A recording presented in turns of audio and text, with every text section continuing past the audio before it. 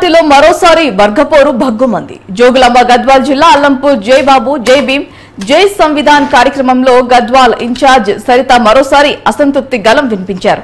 Congress senior నాయకులు సంపత్ ప్రసంగాన్ని సరిత వర్గీయులు అడ్డుకున్నారు. ఎమ్మెల్యే బండ్ల కృష్ణమోహన్ రెడ్డి చేరిక సమయంలో సమన్వయం చేస్తామని హామీ ఇచ్చారని గద్వాల కాంగ్రెస్ ఇన్ఛార్జ్ సరిత గుర్తు చేశారు.